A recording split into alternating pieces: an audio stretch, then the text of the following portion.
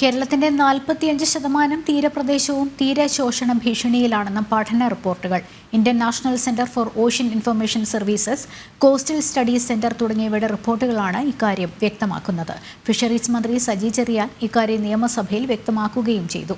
20 ലക്ഷത്തിലേറെ ജനങ്ങളെ ബാധിക്കുന്ന വിഷയത്തിൽ സത്വര നടപടികൾ അനിവാര്യമാണ് എന്ന നിർദ്ദേശമുണ്ടെങ്കിലും നടപ്പിലാകുന്നില്ല.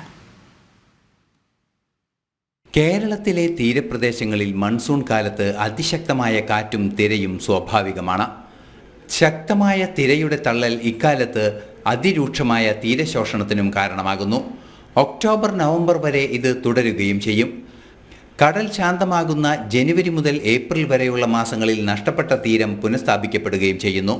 കാലാവസ്ഥാ വ്യതിയാനവും പടിഞ്ഞാറൻ തീരത്ത് 2016 ശേഷമുണ്ടായ കൊടുങ്കാറ്റുകളും ചുഴലിക്കാറ്റുകളും മൂലം നഷ്ടപ്പെടുന്ന തീരത്തിൻ്റെ 70% പോലും പുനഃസ്ഥാപിക്കപ്പെടുന്നില്ല. കേരളത്തിൻ്റെ 40% തീരമേഖലകളിൽ അതിശക്തമായ ശോഷണം നടക്കുന്നുണ്ട്. 26% തീരപ്രദേശത്ത് മാത്രമാണ് പുനഃസ്ഥാപനം സാധ്യമാകുന്നത്. ഇൻകോയിസിൻ്റെയും നാഷണൽ സെന്റർ ഫോർ കോസ്റ്റൽ റിസർച്ചിൻ്റെയും റിപ്പോർട്ടുകൾ ഇക്കാര്യം വ്യക്തമാക്കുന്നു.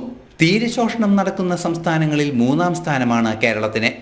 45% തീരവും ശോഷണത്തിൻ്റെ ഭീഷണി നേരിടുന്നതായി റിപ്പോർട്ടുകൾ ചൂണ്ടിക്കാണിക്കുന്നു. കൃത്യമായ നടപടികളില്ലാത്തതുമൂലം മുതലപ്പുഴയിൽ മണ്ണിടിഞ്ഞ് അപകടങ്ങൾ തുടർക്കഥയുമാകുന്നുണ്ട്. 90കളുടെ അവസാനത്തിൽ മുതലപ്പുഴയിലെ ആദ്യ ബ്രേക്ക് വാട്ടർ അലൈൻമെന്റ് തെറ്റിയതോടെ വാമനപുരം ആറിന്റെ അഴിമുഖമായ മുതലപ്പുഴയിൽ മണ്ണിടിഞ്ഞു തുടങ്ങി.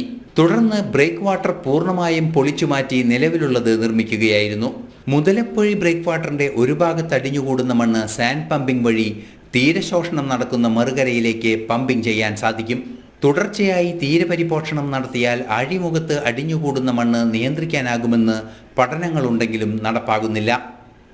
ന്യൂസ് ഡെസ്ക്, ജനം.